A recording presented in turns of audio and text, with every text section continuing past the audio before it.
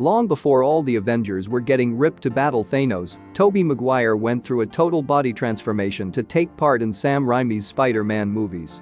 He worked out 6 days a week for months on end and carefully planned 5 daily meals in order to look like a muscle-bound character straight out of a comic book panel. In the process, he changed the standard for how superheroes should look on the big screen. Maguire is undoubtedly the reason that Andrew Garfield got ripped to play Spider-Man in Sony's rebooted franchise, and he's arguably influenced every superhero actor in the past 2 decades to bulk up. What really makes Maguire's transformation special, though, is that it's about so much more than just his muscles. Alongside lifting weights, the actor trained in gymnastics and martial arts to be able to truly bring the character to life on screen in his own way. Maguire went through a grueling training process for 2001's Spider-Man, and he fought his way through a chronic pain condition instead of compromising on stunts in Spider-Man 2. Without Maguire's incredible dedication, Raimi's films wouldn't have been nearly as successful, and who knows if superhero blockbusters would ever have come to dominate cinema. You've seen his films and loved at least 2/3 of them, but now take a look at how Tobey Maguire got ripped to play Spider-Man. Tobey Maguire went through a nearly unbelievable amount of training to portray Spider-Man, but he didn't join the production without any fighting and fitness experience whatsoever. Maguire spoke with Howard Stern about how he became a part of the first Spider-Man film. According to Maguire, director Sam Raimi wanted him for the lead role from the very beginning, but the executives at Sony needed a little bit more convincing that he could convincingly play the wall crawler. Despite the success of his previous work, Maguire needed to send in a traditional audition tape to convince the film executives that he could act the part.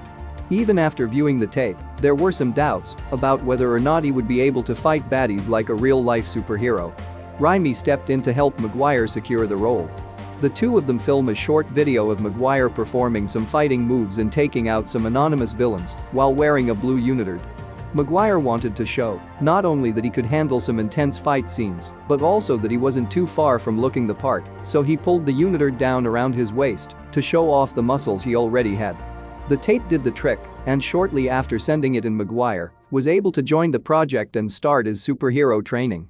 Tobey Maguire might have come into Spider-Man with some fighting capabilities and muscle definition, but that didn't exclude him from going through a grueling amount of training. Maguire said that prior to filming he spent 5 months training 6 days a week to get into shape. Every day Maguire worked out for 4 hours, lifting weights and training his body to move like someone with superhuman strength and agility.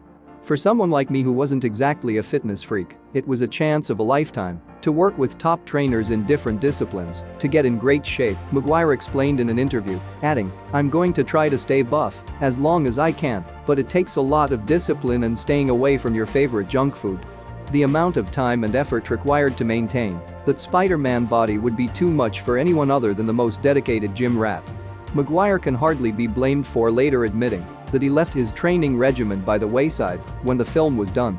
Tobey Maguire's primary trainer on the Spider-Man movies was Gregory Jujon Roche of Holistic Fitness, who had previously worked with stars like Brad Pitt, Leonardo DiCaprio, and Demi Moore via Superhero Hype.